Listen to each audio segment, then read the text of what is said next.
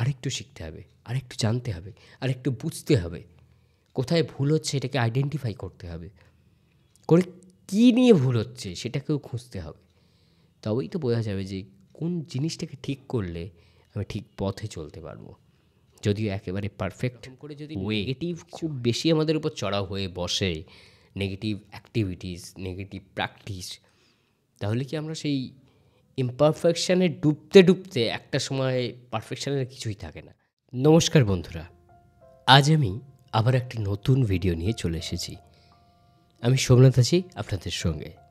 আজকের ভিডিওর থাম্বনেল দেখে নিশ্চয়ই তোমরা বুঝতে পেরেছো বা আপনারা বুঝতে পেরেছেন যে আজ আমাদের ভিডিওর বিষয়বস্তুটা একটু ডিফারেন্ট হতে চলেছে। যে সচরাচর ভাবনা নিয়ে আমরা চলি, সো কল্ড একটা নেগেটিভ থট, আমি খুব বাজে সময়ের ভিতর দিয়ে যাচ্ছি, বা আমার সব কিছুই যেন ভুল ভাল হচ্ছে, করতে চাইছি ঠিক, হয়ে যাচ্ছে ভুল। এই যে চিন্তাভাবনাটা, এই চিন্তাভাবনা বা এই ফ্রেজ যে ঠিক করতে চাইলেও ভুল হয়ে যাচ্ছে, ভুল করতে চাইলেও ভুল তো বেশি হয়ে যাচ্ছেই। যদিও আমরা ভুল বেশি করতে চাই না, সবসময় জীবনটাকে ঠিক পথে নিয়ে যেতে চাই।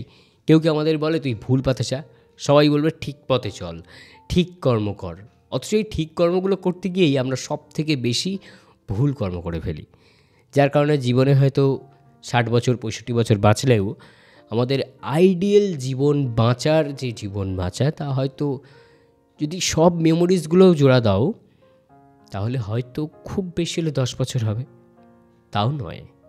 মধ্যিখানে কাজ এসে পড়বে, মধ্যিখানে আমাদের ছোটোবেলার অজানা সময় এসে পড়বে, মধ্যিখানে অনেক অশান্তি এসে পড়বে, মধ্যিখানে অনেক যেগুলো আমরা চাই না সেমন মুহূর্ত এসে পড়বে।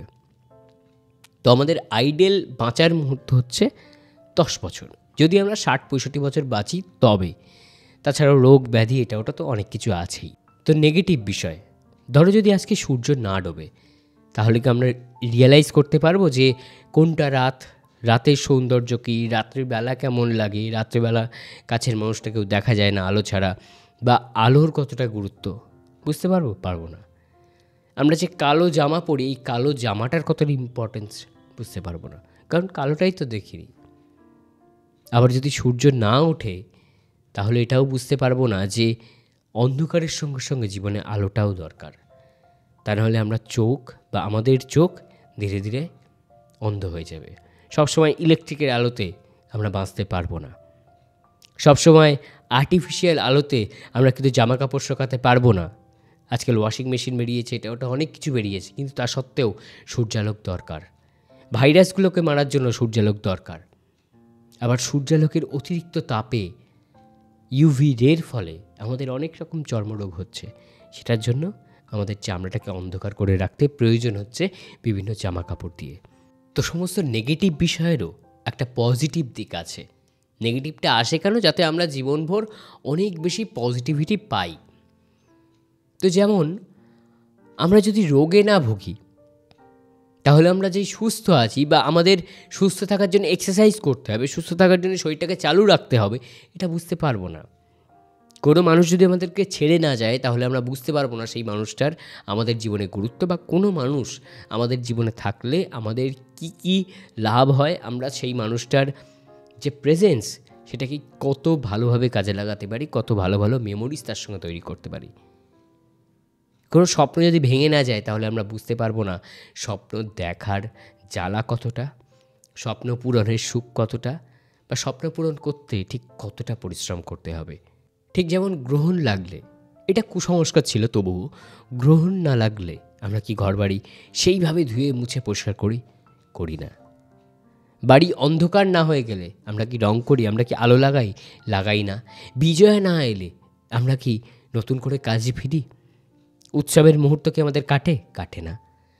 তো সব কিছুর জন্যই একটা নেগেটিভ পর্যায়ে আগে দরকার হচ্ছে। আমাদের লাইফ পার্টনারের সঙ্গে আমাদের জীবনটা যদি সবসময় ম্যাচ করে যেত, তাহলে কি আমরা প্রতি মুহূর্তে নিজেদেরকে আপগ্রেড করতে চেষ্টা করতাম? এটা কি চেষ্টা করতাম না যে আমার আর খেটে কী লাভ, এমনিই তো সব ঠিক আছে। কিন্তু আমরা কেন করি, কেন নতুন করে এক্সপিরিয়েন্স অর্জন করি, কেন নতুন করে স্ট্রাগল করি? কারণ তার থেকে বেটার হতে হবে, আমাদের লাইফ পার্টনারের থেকে সবসময় আমাদেরকে একটা বেটার হতে হবে। এই প্রচেষ্টা লেগে থাকে যে তার চোখে যাতে সম্মান পাই, কারণ আমরা সচরাচর আমাদের যে মানুষ জন্ম বা মানুষ প্রজাতির একটা লক্ষণ হলো আমাদের থেকে বেটার যদি কেউ না হয় তাকে সহজে সম্মান করতে ইচ্ছা করে না, শুধুমাত্র ডেজিগনেশনের জন্য। তো আমরা তখন সম্মান করি যখন সেই মানুষটা আমাদের থেকে বেটার। তো আমাদের লাইফ পার্টনারের চোখে আমাদের বেটার থাকার জন্য আমরা রীতিমতো এক্সারসাইজ করি, কখনো নিজেদেরকে বিভিন্নভাবে আপগ্রেড করি। এটা কি করতাম না।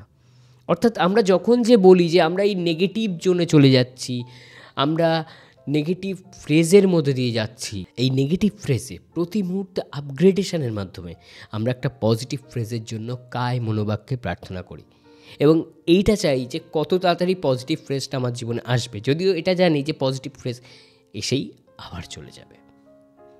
তো তারপরও চাইছি পজিটিভ ফ্রেজ। ওই অল্প সময়ের জন্য আমরা অনেক বেশি সময় ধরে মেহনত করছি, খাটছি যাতে ওই ফ্রেজটা আসে, কারণ আমরা বুঝে গেছি পজিটিভ ফ্রেজের সুখ কতটা, পজিটিভ ফ্রেজের ভালো লাগা কতটা, পজিটিভ ফ্রেজের গুরুত্ব জীবনে কতটা। আর এইটা বুঝিয়েছে কে? আমাদের সেই নেগেটিভ ফ্রেজগুলো, নেগেটিভ মুহূর্তগুলো, যেটা আমাদেরকে বাঁচিয়ে রাখে। জীবনে সুখ খুব অল্প সময় থাকে বন্ধু, খুব বেশি সময় ধরে সুখ থাকে না। তাই সুখটা যখন পাচ্ছ নিংড়ে নাও, আবার যখন দুঃখ পাচ্ছ তখন ভেবো না নেগেটিভ ফ্রেজের মধ্যে যাচ্ছি মানে খুব বাজে। তার মানে এটা একটা শেখার সময় এসছে জীবনে, কিছু কমতি হয়ে গেছিলো, আবার একটু শিখে নিলে আবার অনেকটা হয়ে যাবে। এই নেগেটিভ ফ্রেজ আসলে আমরা বুঝতে পারি যে আমাদের জীবনের ইমপারফেকশনের পার্সেন্টেজটা ঠিক কতটা আছে। ঠিক যেমন আমাদের ব্যাটারি লাইফের পার্সেন্টেজ মোবাইলের হয় না, 30%, 20%, আস্তে আস্তে কমতে কমতে একদম টোটালি নীল হয়ে যায়, অর্থাৎ কিছুই থাকে না, ব্যাটারি ফোন শাটডাউন হয়ে যায়। ওরকম করে যদি নেগেটিভ খুব বেশি আমাদের উপর চড়াও হয়ে বসে, নেগেটিভ অ্যাক্টিভিটিস, নেগেটিভ প্র্যাকটিস, তাহলে কি আমরা সেই ইমপারফেকশানে ডুবতে ডুবতে একটা সময় পারফেকশানের কিছুই থাকে না। তো পুরোপুরি আমরা পারফেক্ট হতে কোনো দিনই পারবো না, ইমপারফেকশান থাকবে অবশ্যই, কিন্তু সেই ইমপারফেকশানের লেভেলটাকে মেজার করার জন্য আমাদেরকে নেগেটিভ ফ্রেজে যেতে হয়, যাতে আমরা বুঝতে পারি যে আর কতটা ওপরে উঠতে আমি পারবো। তো সবাই ভালো থেকো, সুস্থ থেকো। আজকের জন্য ভিডিওর বিষয়বস্তু এই ছিল। কমেন্ট করে জানিও কেমন লাগলো। আর যদি কোনো রকম নেগেটিভ ফ্রেজে তুমি থেকে থাকো, প্লিজ মন খারাপ করো না, শুধু ভেবে নিও আরেকটু শিখতে হবে, আরেকটু জানতে হবে, আরেকটু বুঝতে হবে, কোথায় ভুল হচ্ছে এটাকে আইডেন্টিফাই করতে হবে, কী নিয়ে ভুল হচ্ছে সেটাকেও খুঁজতে হবে। তবেই তো বোঝা যাবে যে কোন জিনিসটাকে ঠিক করলে আমি ঠিক পথে চলতে পারবো। যদিও একেবারে পারফেক্ট ওয়ে বলে কিছু হয় না। সবাই ভালো থেকো, সুস্থ থেকো, আবারও বলছি সঙ্গে থেকো। টাটা।